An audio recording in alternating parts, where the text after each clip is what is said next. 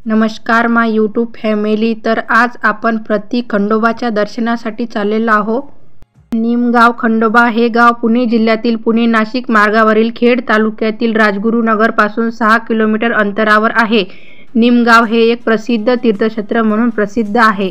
ज्याप्रमाणे जेजुरीचा खंडोबा अनेकांचे कुलदैवत आहे, त्याचप्रमाणे दावडी निमगावचा खंडोबा हे देखील बऱ्याच लोकांचे कुलदैवत आहे।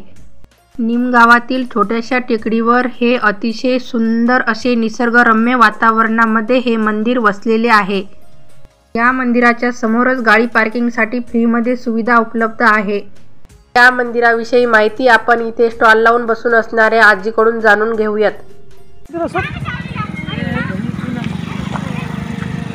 पांडवाच्या काळाच्या आधीचं मंदिर आहे।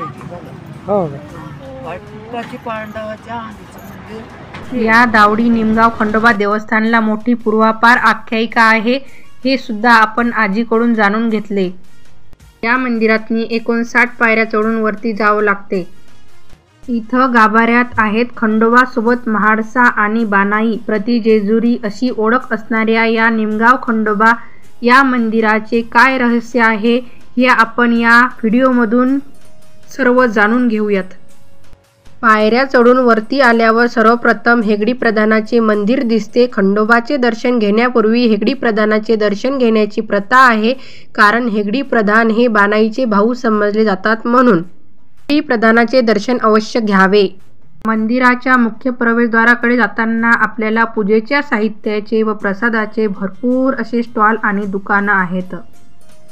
इथे पेढे आणि हाराचे दुकानं कमी तर भंडारा आणि खोबऱ्याचे अनेक दुकानं पाहायला मिळतात, कारण खंडोबालाच्या दर्शनाला जाताना खोबरं आणि भंडारा म्हणजेच हळद नेण्याची प्रथा आहे।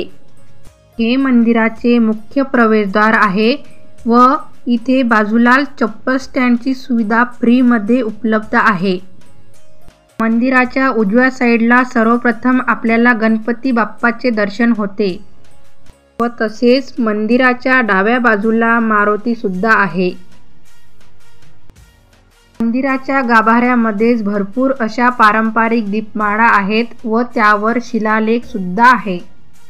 मंदिरामध्ये प्रवेश करताच 2 उंच दगडावर पोर्तुगीज घंटा टांगलेली असून त्यावर 1891 साल हे अंक कोरलेले आहे। मंदिराच्या परिसरातच नंदीला असा हे मंडप केलेला आहे। इथे आपल्याला भल्या मोठ्या अशा नंदीचे दर्शन घडते। मंदिराची तटबंदी जितकी मजबूत तितके सुंदर असे हे मंदिर आहे। दगडी कोरीव काम, नक्षीकाम, त्यावर दगडी द्वारपाल, गणेशपट्टी यांना वंदन करून मंदिराच्या आतल्या सभा मंडपात आपला प्रवेश होतो। आतमधील पूर्ण मंडप हे घुमटाकार आहे व सुंदर कोरीव असे नक्षीकाम केलेले इथे आपल्याला पाहावयास मिळते। या ठिकाणी शके 1347 मार्गशीर्ष शुद्ध पंचमीला वार शनिवार या दिवशी इथं श्री खंडोबा व म्हाळसाई प्रगट झाल्याचा उल्लेख एका शिवकालीन कागदपत्रात आढळतो।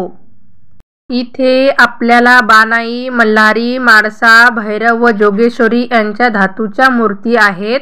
या सर्वांचे इथे आपल्याला दर्शन घडते। साईडला बसून असलेल्या महाराजांनी सांगितले की नित्यपूजेसाठी भीमा नदीचे पाणी आणले जाते।